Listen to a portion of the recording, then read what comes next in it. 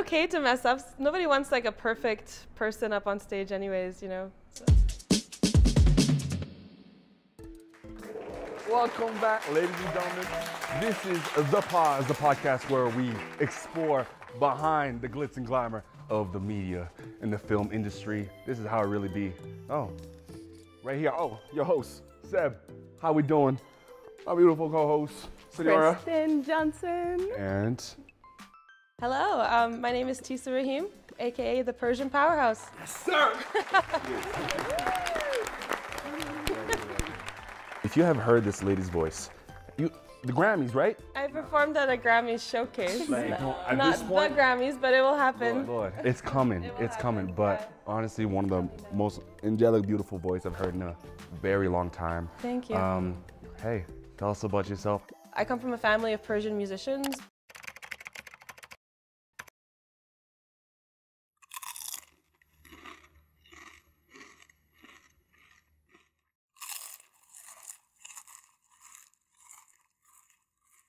I didn't live in Iran, so I always grew up in the West. I lived in Vienna, Austria until I was 14, and then I lived in Vancouver, and then last year I moved to Calgary, so wow. I'm kind of a nomad. Why are we bouncing?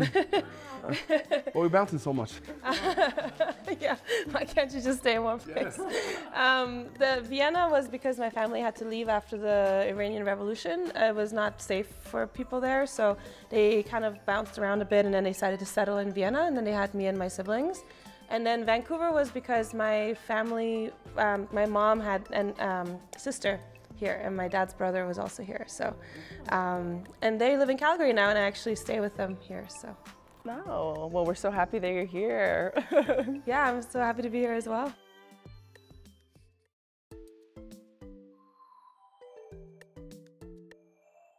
My family is super musical, so it was always just kind of part of my upbringing was just having Persian music and Western music around all the time. And then as I got older, I kind of was just naturally driven to learn instruments, to sing, write poetry. I was like that, you know, sensitive kid in high school, you know. So I just kind of leaned into that as I got older. And I was 18. I joined my first band. It was like a rock, blues, soul band, and not related to what I'm doing right now at all. But what was cool about it was that we actually got signed to a label and did a 40-city North American tour. And for me, as like somebody who was like 18, 19, that was pretty crazy. Yeah, it was huge. And unfortunately, that band didn't end up working out in the long run. They were just problematic. I'm just gonna say that. I feel like that's most bands at this point, honestly. Yeah. I was like the only woman of color, and they thought it would be fun to make fun of that. So just stuff like that made me think, you know, it's not really meant to be long term. It was nice while it lasted for the reasons that I mentioned, like the 40-city tour and everything like that. But anyways, I decided to take a little bit of break from music and go to school. So I finished my bachelor's, and then I did a master's in neuroscience of all things, not related to music at all. Yeah, you know, study the vocal cords, like, you know, how to shift them real nice. And, yeah. But even when I was doing my degree, even though I was so busy, I was always driven back to music. Like, it was just always something that I just naturally was driven to, you know? And so after I finished my degree, I just decided to really go for music again. And so I was working in Vancouver at the Center for Disease Control at the BCCDC. And then I started also just writing and really sing original music. So that was about 4 or 5 years ago now. And since then, yeah, I've just been kind of consistently releasing music. This past year, I was really lucky to win a YYC Music Award for one of my songs. I'm done meeting you, well past halfway. I'm done needing you, and hoping you would change. Who knew that the end of us would be the start of something great? I'm also going to be spending the next little while kind of partly in Calgary, partly in the States for my music, because I just got a visa, which is fantastic. So I'm really happy to be able to do that. Yeah, that's huge. Yeah, that's kind of the timeline, I guess, the accelerated timeline.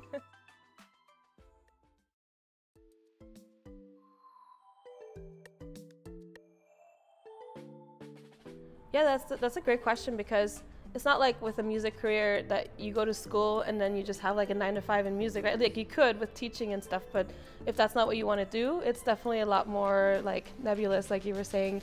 So these days it's like having 10 jobs in one, basically. So not only are you singing, you're also like keeping your catalog fresh, like you're writing or you're scheduling co-writes with people, writing new music, getting some funding to be able to go into the studio and record that music, and then it comes to releasing that music properly, so with like a marketing plan and a budget and stuff like videos, that. Music videos. Yes. Rolling? I believe so.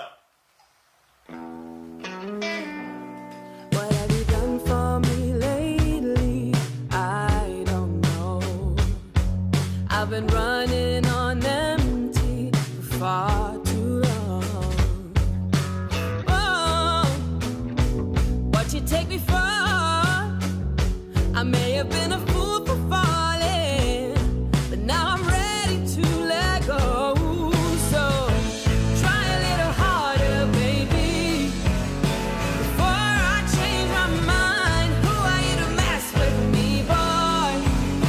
No, it ain't justified, ain't asking for too much. You need to measure up, or this love won't feel like love. Try a little harder, baby, before someone else does. What have you done for me lately? Don't see much at all. I'm done feeding your fire and letting myself fall. You speak more than you know, and I gotta tell you, boy, you're giving me every reason to let you go. So try a little harder, baby, before I change my mind. Who are you to mess with me, boy? No, it ain't justified, ain't asking for too much. You need to measure up, or this love won't feel like love. Try a little harder, baby, yeah. You're taking all my peace of mind, oh baby, and disrespecting me all the time. If you don't wanna see me walk out that goddamn door, then you better try. Ooh, yeah. Try a little harder, baby, before I change my mind. Who are you to mess with me, boy? No, it ain't justified, ain't asking for too much. You need to measure up, or this love won't feel like love. Try a little harder, baby, before someone else does. Yeah. So those, again, like all these things kind of, it's almost like you're a singer, but you're a social media manager, you're like a content creator. You And really got to do it all initially. yeah, there's many different ways these days to get into being a singer. The new way is like become famous on TikTok. I've been trying to do that. It's not letting me. Like I've been singing left and right.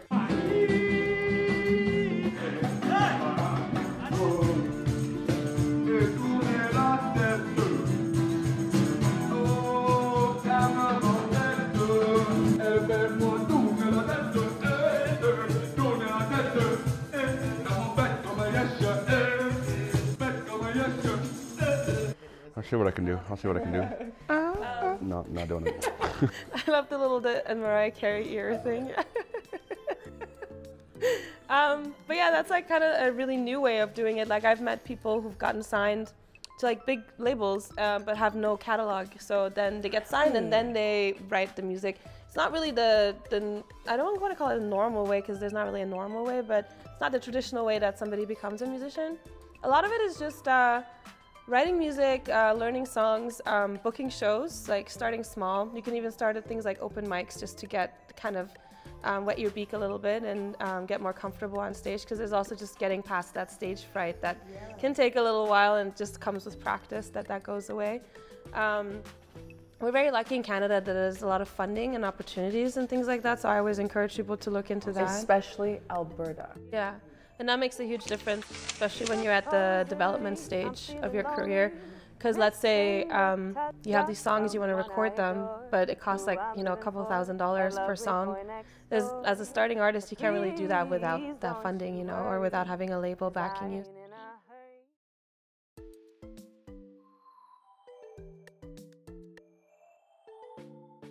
these days there is, it's possible to just be an indie musician, like you can do everything on your own, which is amazing, I think, but it also means that there's a lot of people out there trying to do very similar things. And so one way to make myself stand apart, it wasn't really on purpose, it just kind of flowed into it naturally, like I said, because of my Persian background. So I started incorporating Persian music into my set. I have a bit of an accent sometimes when I sing, but some people have commented on it, but it's not usually a bad thing. It's just like, it makes sense. Yeah. But you kind of worry that you're going to get judged, especially now that I've started to write my own music in Farsi as well. That was a bit of a challenge too, but I've been lucky to find some amazing co-writers to do that with. But yeah, you just worry that people are just going to be like, this is not what we're used to, and the language doesn't sound the way that I'm used to hearing it. Yeah, because of course, like, you want to show your talent, but at the same time, you want as many people to appreciate your art, right? Yeah. So, if anything, the further along you get in your career, you're going to have more haters that come with the people that love you, you know? And to me, if anything, that's actually a good sign. It means that people are hearing 100%. My music. So, and what I try to tell myself is don't focus on the people that don't like you, because there's people out there that don't like Beyonce, you know, and Beyonce is considered to be like, to me, she's like the goddess, you know? So if people don't like her, then it's okay. Like, you're just not going to be everyone's cup of tea. And so you focus on the people that do appreciate what you're doing. Yeah. You know? I was told that if there's not someone that's hating what you're doing, then you're too comfortable. Yeah, the worst thing is to just have no impact at all. Exactly, you're playing too safe. If everyone's like, oh yeah, he's all right, he's here, then you need to put a little bit more steam and fire under it. Yeah. And push yourself. Actually, the thing that I found really surprising was that it's not just Persian people who resonate with that music. It's like people of all backgrounds, even though they don't understand what I'm singing. They kind of, it creates this like spiritual, like soulful connection with the audience. So I usually make sure to sing at least one Persian song in my sets, because I feel like it kind of takes it to the next level in terms of the connection with the audience and just showing what I can do as an artist as well. چاره‌ای جز یاد آوردن اسم ندارم، گرچه که میلی به خاطراتت دیگه ندارم، هر شب و هر روزم خراب خواب تو نبودنت شد امتداد من. That's lovely. And yeah, you said it was natural, but was it an easy decision to do initially, of like, or like living somewhere, I guess, like Canada, where it's predominantly English, and being like, okay, I'm gonna show this side of me. It's a lot more intimate, right? Yeah. You know, There's a way of definitely psyching yourself out, especially as someone who didn't have the chance to live in Iran at all because of the political situation.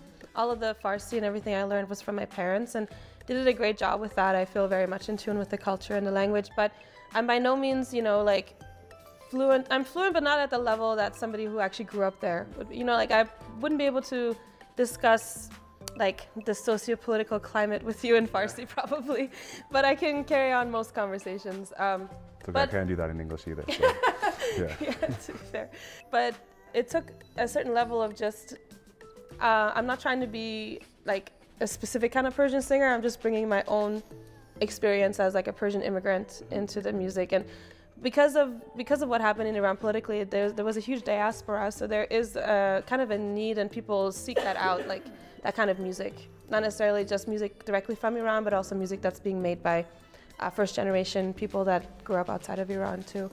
Exposing yourself to the world and sticking to your plan. What's the scariest thing about standing on stage in front of a group of people, some know you, some don't know you, who are all staring at you and waiting for you to entertain them with your voice? You're so scared. For me, I'm like a very energy-based person, so sometimes I'm in a room and I could be giving like the performance of my life, but it could be like, you know, people are in the middle of dinner or something, like they're not really paying attention, like, even though you sound great. That kind of destabilizes me a little bit sometimes, but not in a way that it would really affect my performance, but just, if I'm in a room and people are just giving me the energy back, there's no better feeling than that. That's you infectious. Oh yeah, Sure. oh yeah. You guys are vibing. Yeah, it's good. Yeah, the vibes have to be correct. That's why I love when I'm performing and people like can't help but make noises, you know, like woo and whatever, you know, because I feel like I've gotten through to them in that way. Like if they can't help, like I don't even mind if people are loud like that at my shows or sing along. Or again, it's that energy transfer. I just, it helps me a lot, I think.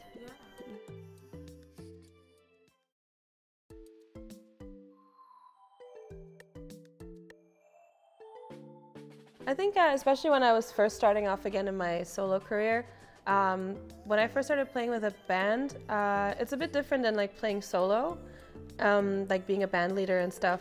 And I remember I had one show, it was like the first time ever that I played my new music with a band, and the venue was like really hot, it was really warm in there.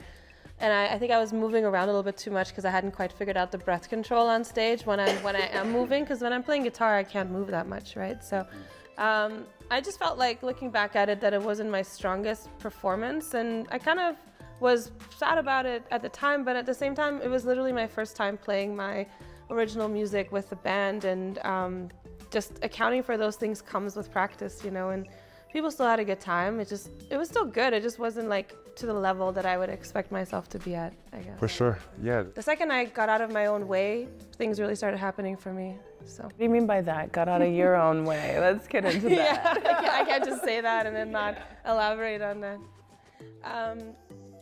Basically, for me, a lot of what was keeping me back from pursuing my dreams was just myself and like my kind of lack of confidence almost, or just being too shy. Because, you know, when you're a musician, it's such a vulnerable thing to be, especially if you're writing your own songs and performing your own songs. So I just always kind of, I don't know, I was expecting sometimes the worst case scenario, and then when I started to just really go for it and just go past my fears, it just was, the universe rewarded me so much that I realized that it was just the right thing to do for me. One thing that I definitely found has helped me is having a tight like circle of people that you actually trust and that actually love you. And when they're straight with you, you know it's coming from a loving place, and that like also respect the art that you're doing. And for me, that's been like the main, like I have 2 to 3 people that I show my work to. I'm like, what do you think? Anything that you shift, anything, anywhere that you're bored, and they're straight with me, or they tell me that they love it, and I'm like, okay, cool. Now, like, I'm cool with sending it out, and I know that they got my back.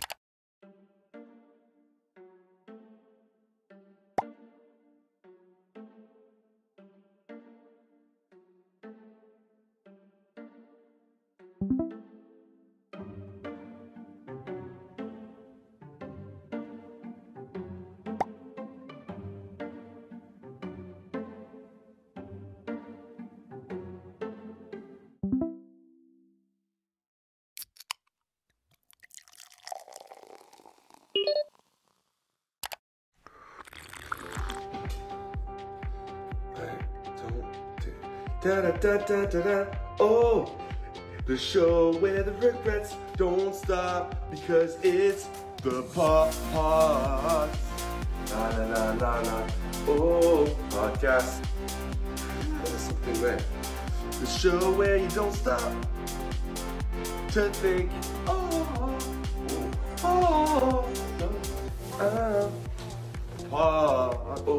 the pause. When we stop, oh, the regrets, oh, the pause.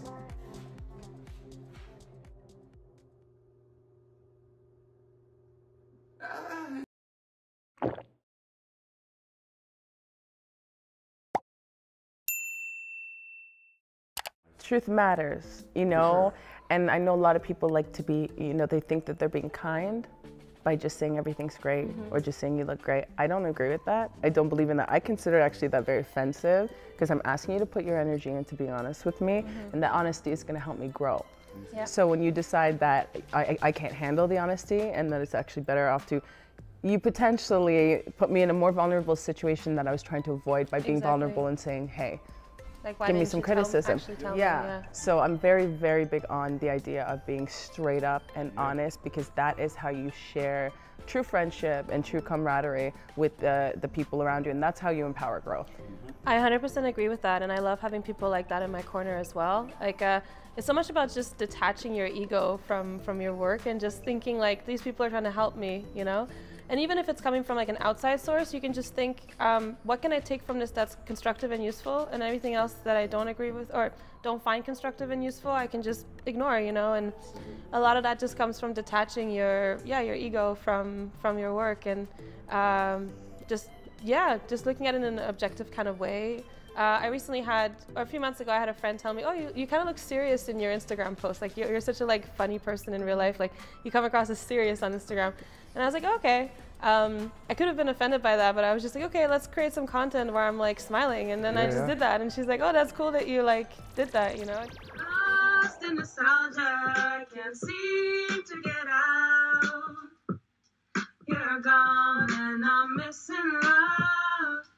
I'm caught in the memories I can't figure out. You're gone and I'm missing love.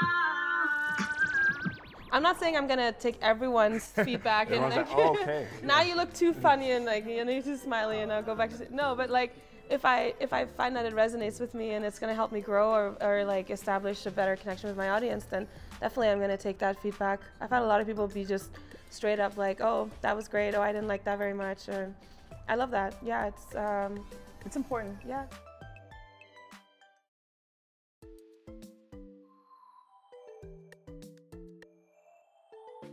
I was doing an outdoor show with So Far Sounds. I don't know if you've heard of them. They're an organization that kind of organizes shows in unconventional spaces. So this one was an outdoor show. And I don't know how the spider managed within the 10 minutes that I had set up and ready to go to build a web onto the microphone. And I was in the middle of Alicia Keys and I look over and it's like right there, like you know, super close to my face. And I was like, yeah, giving me like a stank eye. No, I don't know. I was just like close to the end of the song. So I figured I'll just finish and then I'll do like a little swipe and everything will be okay. But the second I thought that, the spider started running towards my face as I was singing. And so literally in the video, you'll see me just being like, no, like, I like move away. The girl was on fire and now we gotta burn the whole stage with it. No. Yeah, oh, so I just couldn't keep it together because once it's heading towards my face, I mean, I like to be a show woman, but there's only so much I can do, you know? So it was funny though, because to me being professional, I was still playing the chord progression. I just stopped singing. Yeah, so eventually I just got back into it, you know? But I was like, oh my God, there's a spider, I'm sorry, I have to stop singing. And then oh, I need to see that. Oh, we gotta roll that right now. Oh my God.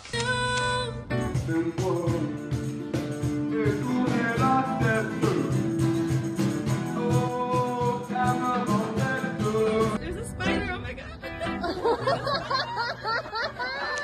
It's okay to mess up. Nobody wants like a perfect person up on stage anyways, you know? So. That's right. Why is my heart beating so much right now? It's the thought of spiders. I think there's a lot to be said about authenticity, and authenticity isn't perfect, right? So we get the kinesthetic transfer, we get the, we share in the energy and the vibration of others when they're being authentic. And so I think that if anything, as much as we go home and we sit there and become very hard on ourselves and cry or do whatever it is, you know, I think that it's actually mostly appreciated when we see somebody go through something real and handle it very real, you know? So yeah, exactly. Like I don't know, things that we make into big deals in our head oftentimes aren't really big deals and can just be laughed off a lot of the times too. So I feel like the older I've gotten and I guess the more confident I've gotten with my performance, the more I just kind of, I'll sometimes say stuff and I have no idea how it's gonna go across, but I just believe in myself. I believe like that thing that's coming into my head right now, it's like there for a reason, so I'm just gonna say it, and most of the time it goes well. If it doesn't go well, it's still, I'll just laugh at myself for it not going well, but yeah.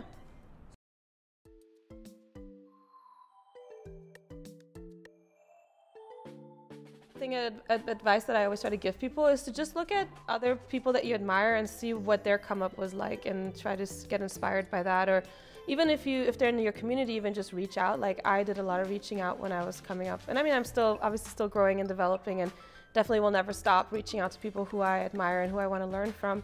But I've been very happy to also get messages from other, especially women and girls that just want to know like what they should do, and I'm happy to share any of those resources as long as I can see that they're investing in their careers, you know. Who was it? I think I was watching an interview with like Ed Sheeran. And he was saying that, yeah, no, initially when I first started out, it wasn't all talent. It was like his voice is cracking and scratching. He's like, yeah, you guys think I'm in the shape of you was just from the start? No. Like I wasn't as good as I am now when I first started either.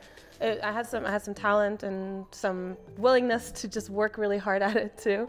And just being a nice person helps too. It's being somebody people want to work with and be around. I think is like 50% of the battle right there.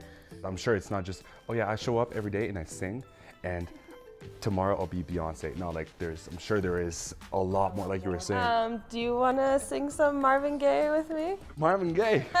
You want to hit it up like this? I thought you never asked, even though yeah. he was like, can we do like I'm not prepared, like pulls out a mic. Yeah. Yeah.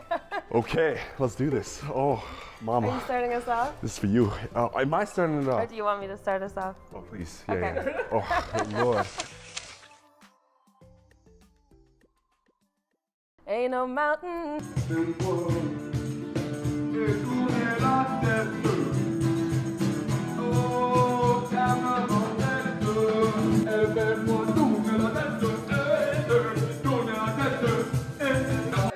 baby.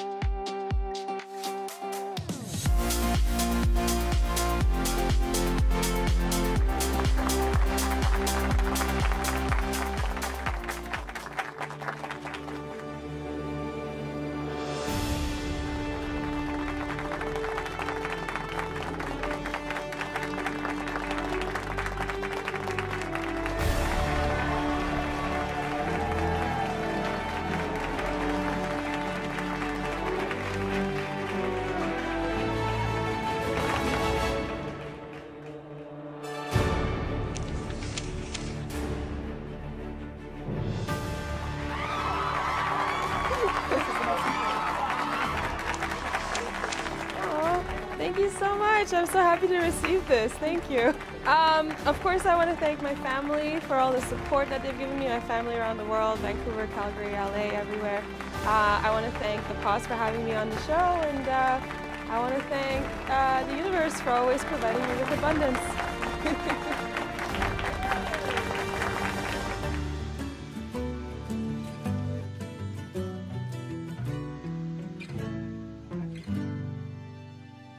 Remember the day was dawning, this love that needed to be.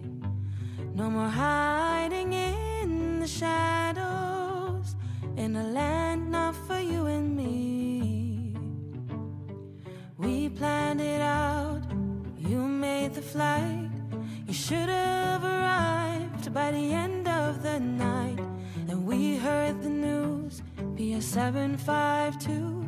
I wish with my heart that it wasn't true.